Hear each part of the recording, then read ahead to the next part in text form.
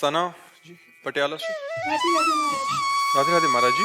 महाराज जी, अर्जुन जी युद्ध से पहले संन्यास लेना चाहते थे, परंतु श्री कृष्ण जी ने उन्हें युद्ध में लड़ने का संदेश दिया। ऐसे ही हमारा जीवन में भी युद्ध करना, मेहनत करना और संघर्ष करते रहना क्यों आवश्यक है महाराज जी? अपने कर्तव्य के लिए हमारा मनुष्य जीवन मिला है। स्वधर्मो निधनो श्रेया पर धर्मो भयावह।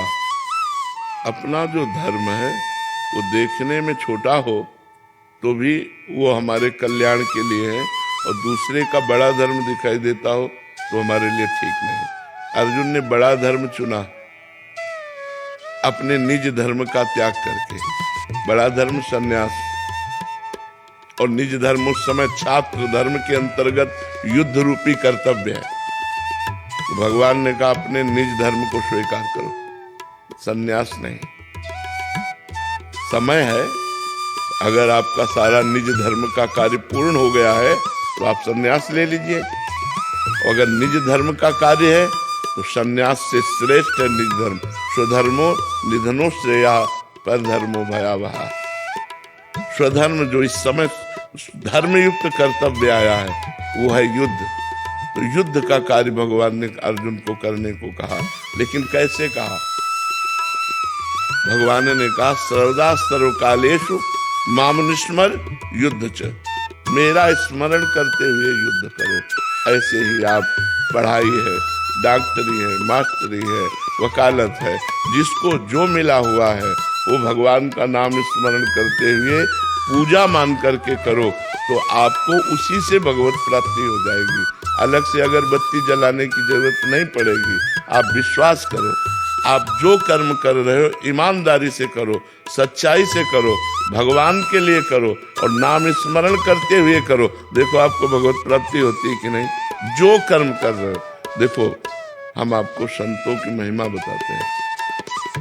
श्री रैदास जी का नाम सुना होगा आपने, बड़े महान संत हुए हैं और गृहस्थ थे। उनकी पत्नी थी, रैदास जी की पत्नी थी, सुना है ना, पत्नी थी, और वो अपना कार्य करते थे।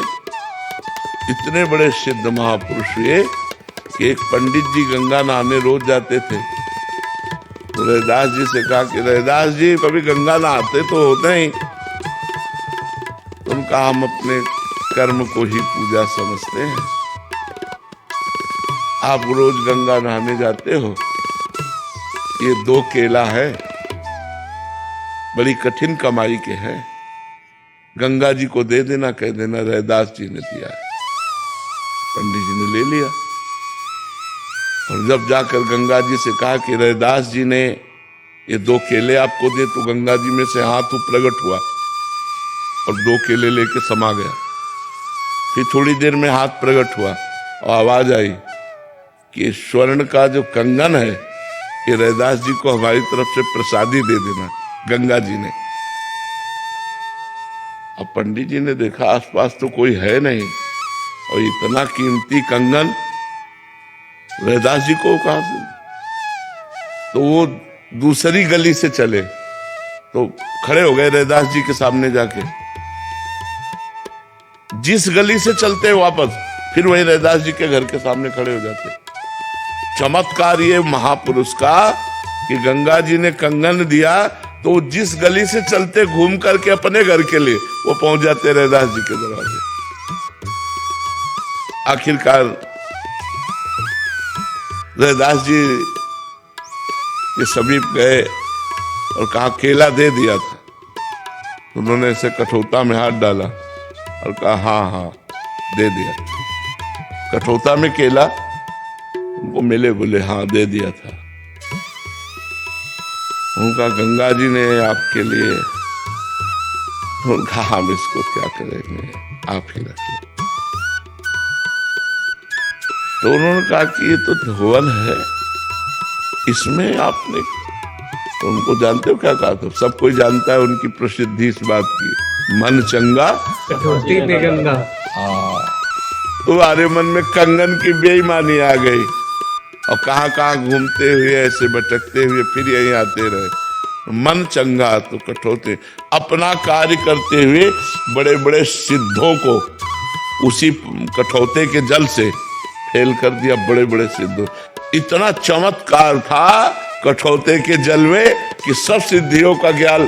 तो अगर हम स्वधर्मो निधनो श्रेया पर धर्मो भयावा, हमको भगवान ने किसान बनाया, व्यापारी बनाया, मास्टर बनाया, डॉक्टर बनाया, वकील बनाया, हम ईमानदारी से अपने कर्म को करें और भगवान का नाम जप करें तो सर्वलोक महेश्वर भगवान उसको पूजा मानेंगे और आप उससे परिपक्व हो जाएंगे।